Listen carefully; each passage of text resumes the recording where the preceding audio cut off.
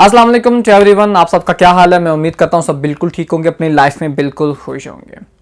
आज की video students के लिए है और अगर आप स्टूडेंट हैं तो इस वीडियो को लास्ट तक जरूर देखिएगा। मैंने अपने कई सालों के टीचिंग एक्सपीरियंस से ये चीज सीखी है और ये स्टूडेंट्स को भी बहुत दफा सिखाई है कि अपने टास्क को जब आप लर्न करते हैं, ठीक है, तो उसको लर्न किस तरह से करें कि आपके लिए वो बेनिफिशियल हो, ना कि वो आपको भूल जाए।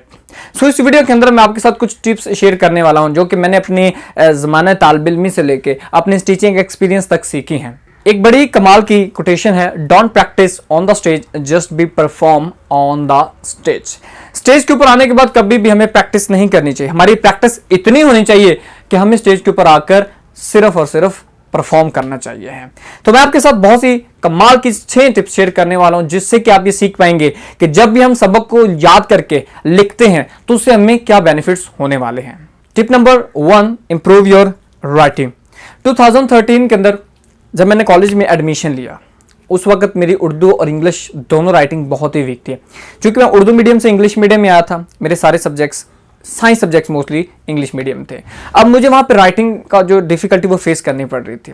अब चूंकि मुझे शौक था कि मैं अपनी राइटिंग को कैसे ना कैसे करके इंप्रूव कर लूँ, केमिस्ट्री के मेरे टीचर ने मुझे अपने हैंड रिटन नोट्स प्रोवाइड किए और कहा कि बच्चे इसको याद करना है। मुझे सर की राइटिंग बहुत अट्रैक्टिव लगी और बहुत अच्छी लगी। मैंने कहा क्यों ना इसको कॉपी कर लिया जाए। मैं सर की राइटिंग को देखा देखी में वैसे ही कॉपी पेस्ट करता गया, वैसे ही उनकी रिटन स्टाइल को कॉपी करता गया और लिखता गया। एटलीस्ट मुझे 2 मंथ्स लगे और मैंने राइटिंग को कॉपी कर लिया। अब मेरी इंग्लिश की राइटिंग बहुत अच्छी हो चुकी थी और चूंकि मैं बहुत ज़्यादा लिखता था इसलिए मेरी राइटिंग जल्दी इंप्रूव हो गई। अब मसला था उर्दू की राइटिंग का। जब मैंने अपना बैचलर कंप्लीट किया तो उसके बाद मैंने अपने टीचिंग प्रोफेशन स्टार्ट किया। अब मेरा एक पीरियड था राइटिंग का। अब उस राइटिंग पीरियड में सोचता था भी मेरी अपनी ही राइटिंग ठीक नहीं है तो मैं स्टूडेंट्स को क्या सिखाऊंगा। तो फिर मैंने ये सोचा कि क्यों ना सिखाते सिखाते सीख भी लें। तो स्टूडेंट्स को मैंने उनके बेसिक्स को सही करवाना शुरू कर दिया। मैंने उनके अलिफ और बे से स्टार्ट करवाया। अब मैंने ये सोचा कि क्यों ना मैं अब अपनी राइटिंग को इंप्रूव कर लूं। तब मैंने यूट्यूब पर एक कैलीग्राफी का कोर्स देखा, उस कोर्स को मैंने किया। उसके बाद मैं रोजाना 2 से 3 घंटे अपनी प्रैक्टिस करता रहता था। एटलीस्ट 2 इयर्स मुझे लगे अपनी उर्दू की राइटिंग को सीखने में। मैंने एक एक वर्ड की, एक एक हरूफ तहज्जी की प्रैक्टिस की और एटलीस्ट 2 मंथ के बाद मुझे 2 इयर्स के बाद मुझे ये फील हुआ कि मेरी राइटिंग अब इतनी अच्छी हो चुकी है कि मुझे कोई ये नहीं कह सकता कि अब तुम्हारी राइटिंग तो बहुत ही वीक है। तो टिप नंबर 1 में आपको ये सिखा रहा हूं कि अपनी राइटिंग को इंप्रूव करना है तो किसी न किसी की राइटिंग को कॉपी कर ले या फिर आपको जैसे तैसे जहां से भी कोई मटेरियल मिलता है उसको बार बार आपने प्रैक्टिस करना है, सो दैट्स आपकी राइटिंग बिल्कुल वैसी हो जाए और आपकी अपनी राइटिंग के ऊपर ग्रिप बन जाए। Tip number 2, promote speed. मैं अपने मैट्रिक में जब था तो मेरा एक क्लास फेलो था जो कि बहुत ही ज़हीन था और हम सब क्लास फेलोज को लगता था भाई ये बंदा टॉप करने वाला है, इसी की ही फर्स्ट पोजीशन आएगी। आती भी क्यों ना, क्योंकि बंदा मेहनत ही बहुत ज़्यादा करता था, क्लास में हाईएस्ट मार्क्स लेता था। लेकिन जब रिजल्ट आया तो रिजल्ट कुछ और ही था।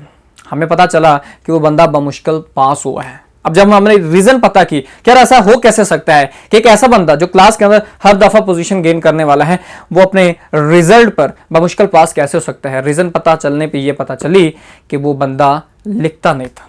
वो याद बड़ा अच्छा करता था लेकिन अपने टास्क को लिखता नहीं था और जब वो लिखता ही नहीं था तो फिर उसकी स्पीड कैसे बढ़ती। तो दूसरी टिप में ये बताना सिखाऊंगा कि जब भी आप काम को याद करें लिखे लाजमी, क्योंकि मोस्टली स्टूडेंट्स की प्रॉब्लम रही है कि सर हमें आता सारा था लेकिन टाइम बड़ा थोड़ा था, हम टाइम से पहले पेपर अटेम्प्ट कर लेते। रिसेंट मेरे स्टूडेंट्स ने अपने मैट्रिक का एग्जाम पास किया, उन्होंने कहा सर हमें 30 मिनट्स पेपर लेट मिला लेकिन हमने 1 आवर एंड 30 मिनट्स के अपना पेपर, साइंस सब्जेक्ट का पेपर अटेम्प्ट करके उठ गए थे। अब उन्होंने ऐसा कैसे किया? डेफिनेटली हमने उनकी प्रैक्टिस इतनी ज्यादा करवा दी थी, इतने के टेस्ट लिए थे कि उनकी प्रैक्टिस इतनी हो चुकी थी कि टाइम से पहले उन्होंने पेपर कर लिया और ये ब्लेम नहीं किया बल्कि खुश हुए कि सर आपकी करवाई मेहनत के बावजूद आपने जितनी हमें प्रैक्टिस करवाई आज हमने पेपर टाइम से पहले अटेम्प्ट कर लिया था। Tip number 3, save long term in memory. किसी भी फील्ड के आप कोच से पूछ लें कि सर हम अपने गोल्स या टारगेट्स को कैसे याद रखें, तो उनका यही कहना होगा कि अपने गोल्स, अपने टारगेट्स को कहीं पे लिख लें। क्योंकि जब हम लिख लेते हैं ना तो ब्रेन को एक साइन मिल जाता है कि ये चीज को हमने अचीव करना है अपनी लाइफ में। This is the my goal, this is my target, यही मैंने अपनी लाइफ के अंदर अचीव करना है। देखिए ना, जब हम कुछ लिखते नहीं ना अपने सामने, पेज के ऊपर सामने कुछ भी लिखते नहीं है, अपने माइंड में रखते हैं ये करना है मैंने इतने मंथ से इतने वीक के बाद, तो ऑटोमेटिकली चीज भूल जाती है, वो याद ही नहीं रहती है। डू यू नो व्हाट कि एक दिन के अंदर, अप्रोक्सीमेटली एक दिन के अंदर हमारे ब्रेन के अंदर 60 to 70,000 जो थॉट्स हैं वो रेगुलेट कर रही होती हैं। तो आप खुद इमेजिन कर सकते हैं, जब इतने थॉट्स लेयर्स बना के ऊपर ऊपर आ रहे होते हैं, तो वो जो हमारे गोल्स या टारगेट जो अपने माइंड में सेट किए होते हैं, तो वो कहाँ गए? They will forget to us, वो हमें भूल जाएंगे। सो इसीलिए जब भी आप याद करें, इसे लिखने से वो चीज़ आपकी माइंड में लॉन्ग टर्म सेव हो जाएगी, इसीलिए आपको लिखना है। Tip number 4, improve your spell mistake. College में एडमिशन के बाद साइंस सब्जेक्ट्स में मुझे दूसरी जो परेशानी नज़र आ रही थी वो थी अपने स्पेल्स की मिस्टेक्स को इम्प्रूव करना। मैंने अपने सर से पूछा, मैंने कहा सर देखें वर्ड्स बहुत डिफिकल्ट है और चूंकि मैं पहली दफ़ा इनको याद कर रहा हूँ, मुझे याद नहीं हो रहे हैं, मुझे कुछ तरीका बताएं कि मैं इनको याद करूँ। तो सर ने मुझे एक तरीका बताया कि बेटा देखो, वर्ड डिफिकल्ट होता है, उसको आप स्मॉल पार्ट्स में डिवाइड कर ले। जस्ट लाइक एन एग्जाम्पल, एक वर्ड है प्रोकास्टिनेशन, चूंकि एक लेंथी वर्ड है, ठीक है। अब इसको याद कैसे करें? एक ऑन एन एवरेज स्टूडेंट के लिए उसको याद करना बड़ा डिफिकल्ट होगा। तो मोस्टली स्टूडेंट जो है, बहुत पढ़ने वाले स्टूडेंट्स भी कहीं ना कहीं स्पेल मिस्टेक लाजमी करते हैं। तो अब इसको याद कैसे किया जाए? इसको पेज के ऊपर जब हमने लिखना है तो इनको कुछ जो है ना पार्ट्स में डिवाइड करना है। जस्ट लाइक दैट्स के प्रोकास्टिनेशन एक वर्ड है, तो इसको हम डिवाइड में करेंगे तो वर्ड लिखा जाएगा प्रोकास्टिनेशन। अब ये 3-4 वर्ड्स में हमने इसको डिवाइड कर दिया पार्ट में। अब इनको याद करना आसान होगा। एक और वर्ड है अचीवमेंट, एसोसिएशन। अब अगर हम इनको भी पार्ट्स में डिवाइड कर लेते हैं तब याद करना हमारे लिए बहुत आसान हो जाएगा।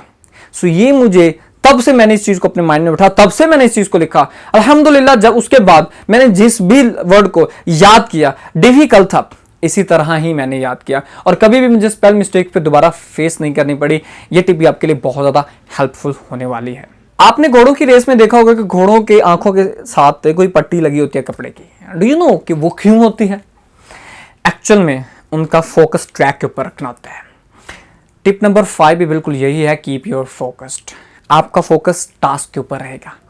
स्टूडेंट्स को मैंने देखा कि जब वो बुक अपने सामने खोल के बैठे होते हैं तो वो बुक तो वहीं पे होती है, फिजिकली वहीं होते हैं, लेकिन मेंटली वो कहीं और पहुंचे होते हैं, वो कहीं और थॉट्स में गुम हुए होते हैं, सोच रहे होते हैं मैंने घर में जाके क्या खाना है, मैंने अपने फ्रेंड्स के साथ कब मिलना है, मैंने मोबाइल कब जाके यूज करना और क्या देखना है, whatever. So this kind of thoughts coming in their minds. तो आते रहते हैं थॉट्स, जरूर आते रहते हैं, लेकिन वो टास्क की लर्निंग नहीं हो पाती है। आपके साथ एक इंटरेस्टिंग बात शेयर करता हूँ। मेरा कजन था, मैं जब उसके घर गया, मैं क्या देखता हूँ कि टीवी लगा हुआ है, वो जनाब अपनी बुक खोल के सामने टीवी देख रहे हैं, इधर पढ़ भी रहे हैं। तो मैंने कहा यार ये आप क्या कर रहे हो, आपको ऐसे तैयारी हो जाती है? उसने कहा डेफिनेटली मुझे ऐसे ही तैयारी हो जाती है। और वो बंदा वाकई भी मार्क्स गेन स्टूडेंट बन गया। इसका मतलब ये नहीं है कि अब आप भी बुक ओपन करें और सामने मोबाइल रख लें या टीवी रख लें और तैयारी शुरू कर दें। ऐसा नहीं कर सकते हम। एक्चुअल में जब हम लिखते हैं तो हमारा फोकस सिर्फ काम पे होता है। जब हम लर्न कर रहे होते हैं तो हम ऐसे ऐसे तैयारी करते करते हमारा इधर फोकस गया उधर गया, तो वो चीजें हमें अट्रैक्ट कर लेती हैं, तो डेफिनेटली सारा फोकस हट जाता है और हम डिस्ट्रैक्ट हो जाते हैं।